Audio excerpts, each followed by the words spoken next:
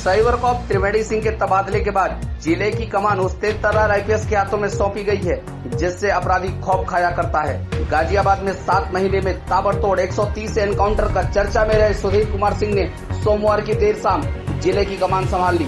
Charge संभालते ही वह homework में लग गए। थाना प्रभारियों और विभाग के उच्च अधिकारियों के साथ बैठक कर उन्होंने जिले की नसों को टटोलने का खाका बनाना शुरू किया, जिन्हें दबाने की जरूरत है। पुलिस महकमे में अच्छा काम करने वालों को मिलने वाले DGP प्रशंसा चिन्ह के अंतर्गत गोल्ड व सिल्वर मेडल से भी उनकी वर्दी सजी हुई है। बिजनौर निवासी व 2009 बैच के IPS UP STF के SP के पद पर फिलहाल थे। बलरामपुर, गोंडा, अंबेडकर नगर, अमरोहा, गाजियाबाद, मुजफ्फरनगर में SP के रूप में पहले ही यादगार पारी खेल चुके नए कप्तान अब आजमगढ़ की कमान संभाल रहे हैं। उम्मीद है कि जनपद में तेजी से बढ़ रहे अपराध पर प्रभावी अंकुश लगाने में भी सफल साबित होंगे।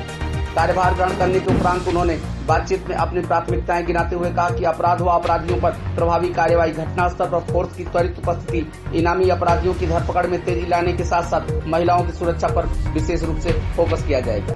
और कार्यभार ग्रहण करने के उपरांत मैंने सभी राजपत्रित अधिकारियों की और थाना प्रभारियों की, इन सभी मैंने देर रात्रि में मीटिंग की थी और यहाँ के क्राइम पैटर्न के बारे में, यहाँ की भौगोलिक स्थिति के बारे में, यहाँ की अन्य परिस्थितियों के बारे में, ट्रैफिक के बारे में, बहुत सारी चीज़ों के बारे में मैंने सभी थानाध्यक्षों से और संबंधित अधिकारियों से डिस्कस किया था। कुछ घटनाएं ऐसी भी थी जो अभी वर्कआउट नहीं हुई हैं और जो कुछ हालिया ऐसी घटनाएं जो लॉ एंड ऑर्डर से संबंधित घटनाएं भी थी, उनके बारे में भी मैंने डिस्कस किया।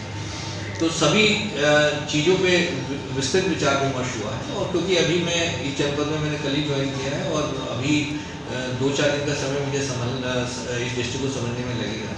जो पुराने कप्तान साहब की जो प्राथमिकताएं थी उन्हें साथ लेते हुए, क्योंकि वो बेसिक प्राथमिकताएं हैं, उन्हें साथ लेते हुए जो नई परिस्थिति है उसे करने के लिए जो कुछ भी हम प्लानिंग करेंगे उसके तहत हम आगे कार्रवाई करेंगे।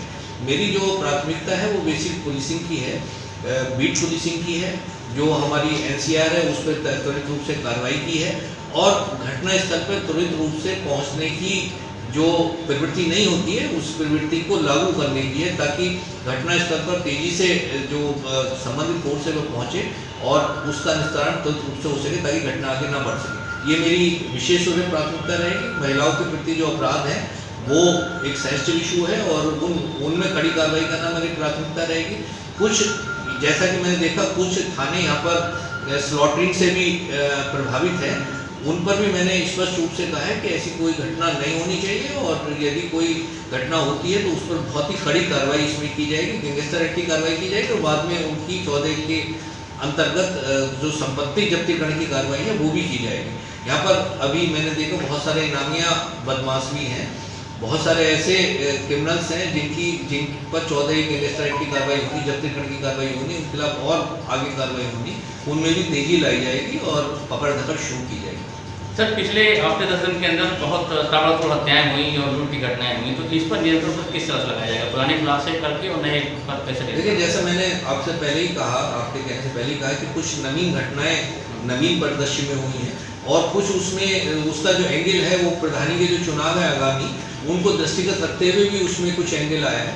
इन सबको दृष्टिगत रखते हुए एक तो निरोधात्मक कार्रवाई बहुत तेजी के साथ की जाएगी, इफेक्टिवली की जाएगी और जो घटनाएं हैं इनमें गिरफ्तारी तेजी से की जाएगी, जो अनवर्कआउट घटनाएं उन्हें वर्कआउट किया जाएगा और जो छोटी छोटी घटनाओं में त्वरित कार्रवाई जैसे मैंने कहा उससे बहुत तेजी से की जाएगी ताकि जो घटनाएं हैं वो बड़ा रूप ना ले सके। सर, राजस्व की बात से बहुत सी कानून व्यवस्था खराब जाएगी, उसके लिए सर क्या नियंत्रण है और थानों पर किस तरह से नियंत्रण लगाया जाएगा भीड़ यहाँ मुख्यालय तक ना आए? देखिए, बेसिकली जो राजस्व का जो विवाद होता, खेती का जो मेड़ का जो विवाद होता, वो जब खेत फसल बोई जाती है तब ज़्यादा रूप लेता है, जिससे आपने देखा है, क्योंकि जमीन खाली रहेगी तभी। इस समय बरसात का समय, मेरे विचार से उस तरह के विवाद इस समय कुछ कम होंगे। जब ये फसल कटने का टाइम आएगा तब फसल बोने के ऊपर ज़्यादा विवाद होता है। तो जो फसल, पहली बात तो ये है जिसने जो फसल बोई है वो ही वो फसल काटेगा, ये मतलब बेसिक प्रिंसिपल है। और राजस्व का जो विवाद है वो राजस्व ही सुलझाएगा, उसमें पुलिस केवल शांति व्यवस्था को कायम रखेगी। हमारी ये नियम भी है और ये हमारी प्राथमिकता भी है कि पुलिस उसमें हस्तक्षेप नहीं करेगी, केवल शांति व्यवस्था बनाए रखने के लिए जो भी कार्य होगा, जो भी करना पड़ेगा वो पुलिस करेगी, बाकी विवाद राजस्व वाले सुलझाएंगे। सर कोरोना काल में जैसे कंटेनमेंट जोन में पुलिसिंग के लिए क्या व्यवस्था रहेगी, क्योंकि बहुत सी शिथिलता थी इस मामले में? देखिए, पुलिस का काम तो बिना किए हो नहीं सकता। पुलिस का काम ऐसा नहीं है कि हम एक अंदर रह के हम पुलिसिंग करें।